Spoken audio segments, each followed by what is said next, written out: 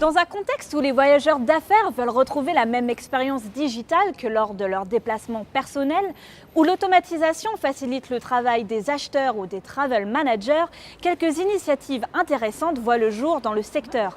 Nous sommes allés à la rencontre d'entreprises innovantes et d'experts pour les découvrir. Parmi les besoins exprimés par les voyageurs et les entreprises, celui de la sûreté, une problématique à laquelle répond Anticipe, spécialisé dans les services de sécurité et de défense. Ces solutions technologiques profitent à la fois aux voyageurs et aux travel managers. Anticipe est une société de sûreté avec 3 activités principales. Tout d'abord, l'ingénierie de sûreté, c'est-à-dire la capacité à analyser les risques, les vulnérabilités et de faire des recommandations.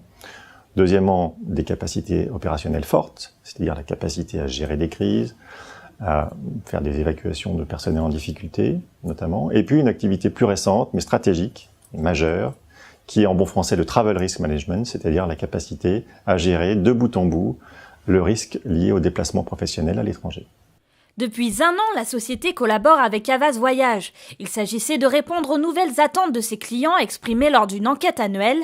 Havas leur propose 3 solutions de Travel Risk Management d'Anticipe, un module de formation et d'information, un module de suivi des voyageurs grâce à la capture des données de PNR et un module opérationnel pour gérer les crises. Je suis voyageur d'affaires, je reçois des alertes en temps réel sur la zone dans laquelle je me trouve. Ça peut être une alerte d'ordre climatique, ça peut être une alerte d'ordre politique ou alors liée à un attentat, comme malheureusement nous avons pu le vivre ces derniers mois et ces dernières années. D'abord, nous voulions une société experte sur le sujet, ça semble évident. Deuxièmement, une entreprise extrêmement réactive et une entreprise qui est véritablement capacitée à répondre au cahier des charges qui était le nôtre, qui était en fait cahier des charges sur la base des souhaits et des attentes de nos clients. En dehors de la France, d'autres sociétés ont décidé de tirer parti de l'automatisation et des nouvelles technologies, en particulier à destination des travel managers. J'ai pu observer 2 initiatives intéressantes. La première, c'est UBS, la banque internationale, qui s'est intéressée au prédictif. Ils ont récemment intégré une solution du marché qui s'appelle PredictX. Ils ont analysé l'équivalent de 5 ans de données. Travel, TMC, transactions liées à la carte bancaire. Ce qui fait qu'aujourd'hui, l'idée, c'est de pouvoir comparer en temps réel le prix d'une transaction, d'une réservation, avec le coût total du voyage, en incluant tous ses frais annexes. L'idée derrière tout ça, c'est de pouvoir mieux piloter le budget qui est alloué au déplacement professionnel, mais aussi aller avec cette data voir les fournisseurs pour négocier au mieux.